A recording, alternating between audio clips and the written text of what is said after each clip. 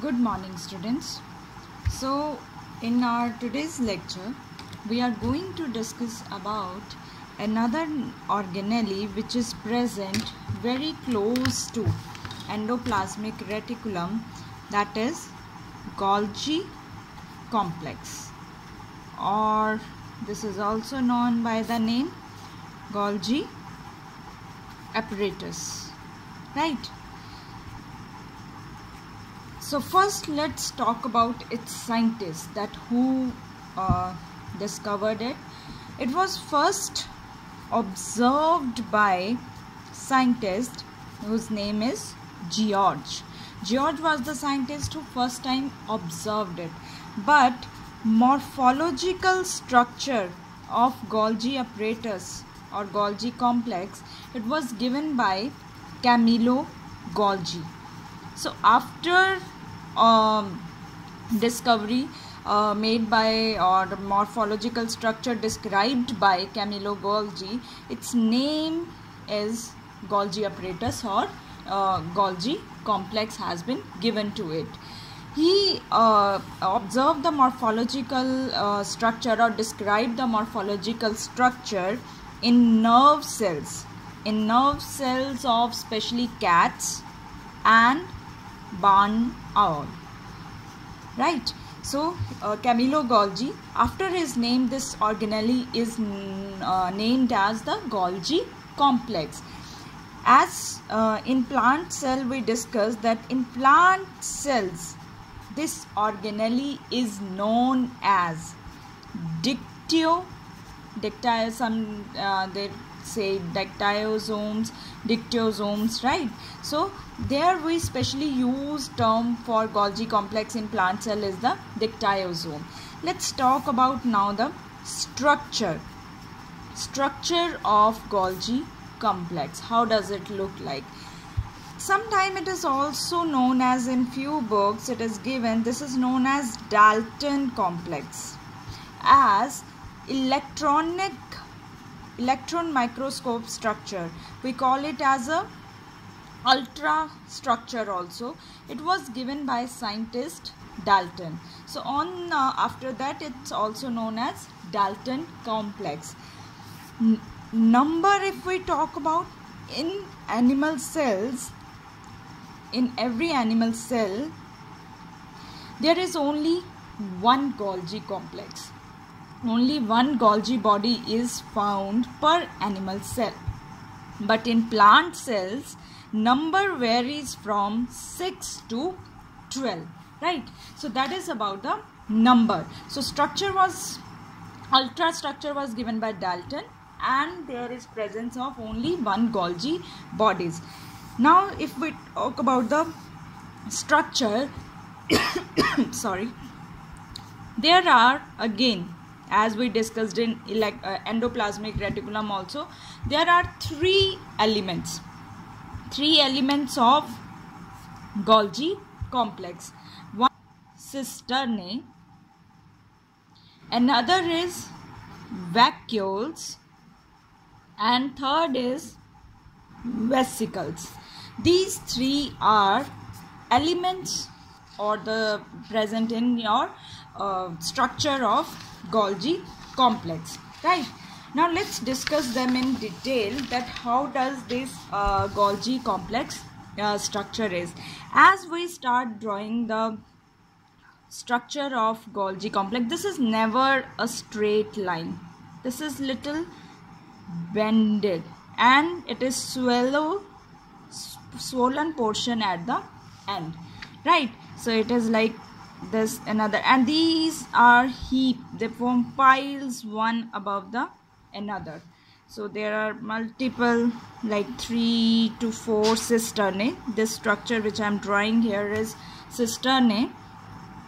So like this, that is the Golgi complex structure, cisternae structure. But now this is not like this. These are interconnected to each other, like these are interconnected at a specific points, right? So this structure is, if I have to draw it again, then it will look like something like this, and this is interconnected with the another cisternae. That is how we draw this Golgi complex, swollen at the end and bend at the base, right?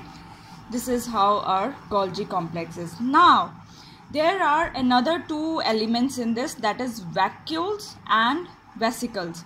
Vacuoles are larger in size, they are present here, and vesicles, they are smaller in size. If you recall the animal cell structure, we said there are two sides of Golgi complex. One is, this is towards the plasma membrane. So this side will be our concave side. This is towards the nuclear membrane. So this side will be our convex side, right? So that concave and convex side, it describes polarity, that polarity of Golgi complex. It has two sides, one is concave side and one is convex side. Concave side is usually our trans phase, and again I will explain to you that what is mean by trans phase. And convex side is called cis phase, right? So two sides, one is convex and one is concave. Now this side is near to nuclear membrane, so this is also known as the another name, this is called formative phase. And this concave side is called maturation phase. Now why maturation and this is called formation phase? As you can see that here near to the nucleus, if we say or if we draw, there is presence of our another organelle, that is endoplasmic reticulum, and endoplasmic is responsible for the protein synthesis. So material which are released by endoplasmic reticulum, that reach to the Golgi complex, right? And it form an invagination, and from here this small material, these materials that move and reach to the this phase, this swollen phase. This here, this material get modified and this get change its structure and finally released as a vacuole, right? Again I will repeat that endoplasmic reticulum, it synthesizes the material that reach to the formative phase. Through formative phase it goes to the maturation phase, where it get modified and change into vacuole, right? That is the function of these three elements. This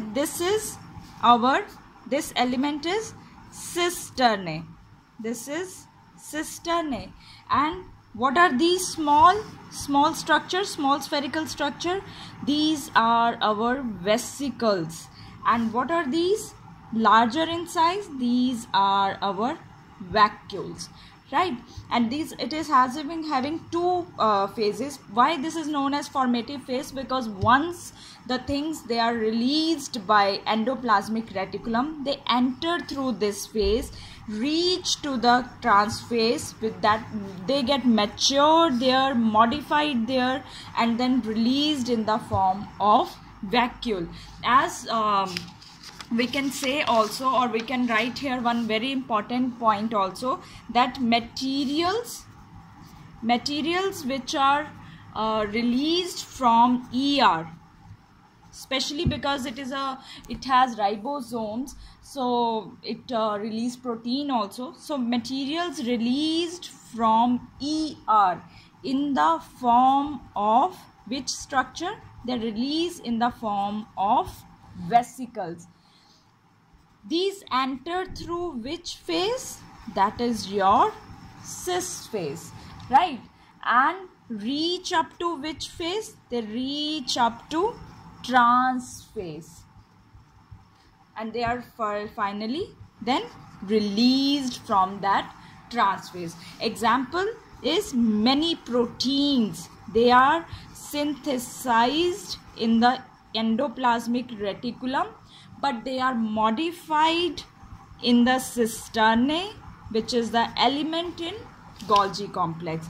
So they are modified in cisternae and then they are released from the trans phase, right? So three elements are there.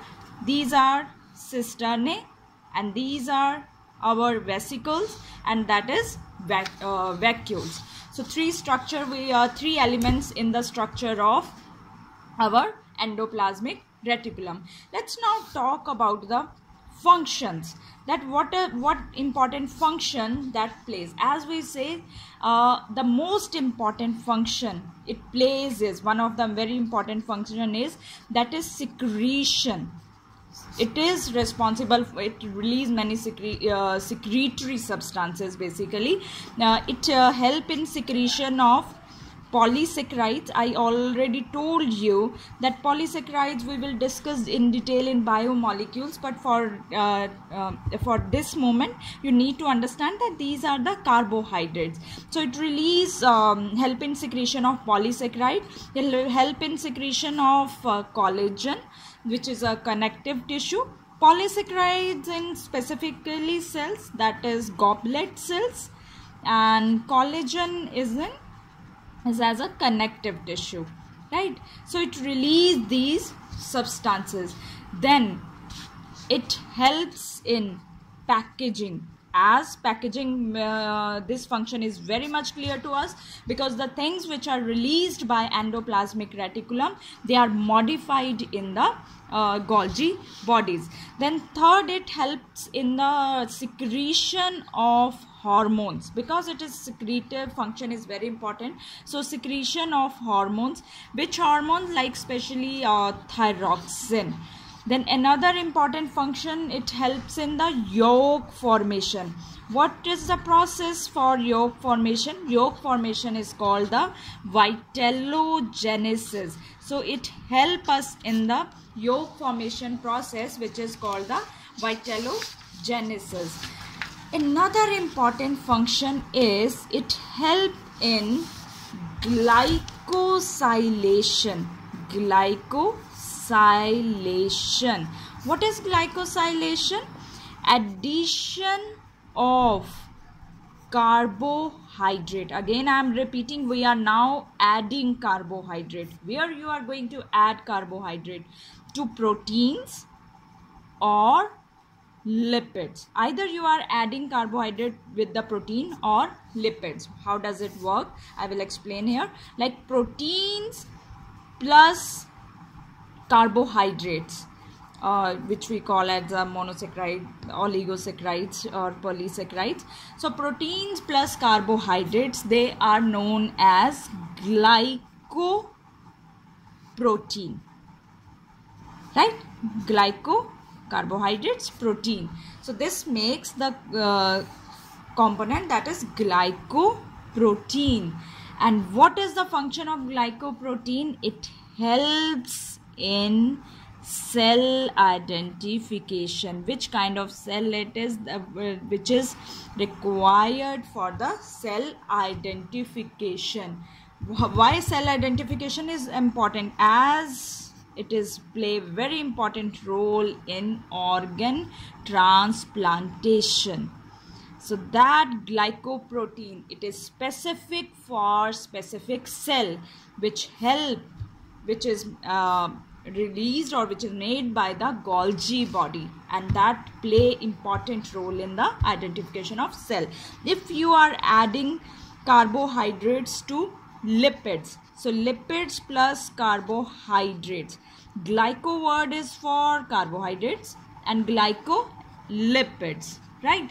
These glycolipids, they play role in protection of the cell. So these are the important functions of few important functions of Golgi body. Another important function, we discussed the middle lamella, and we all know very well the composition of middle lamella: calcium or magnesium pactate. So this pactic, it is released by Golgi body only. Golgi body released this pactate material. Then it helped in another organelle of endomembrane system. It helps in formation of primary lysosomes. As you know, there are 4 organelles in our endomembrane system: endoplasmic reticulum, Golgi complex, lysosomes and vacuoles. So primary lysosomes are formed by Golgi bodies. It is also known as director of macromolecular transport. Many materials, they are molecules, materials, they are transported through the Golgi bodies, by the Golgi bodies, from outside to inside. So that is why it is called the director of macromolecular transport.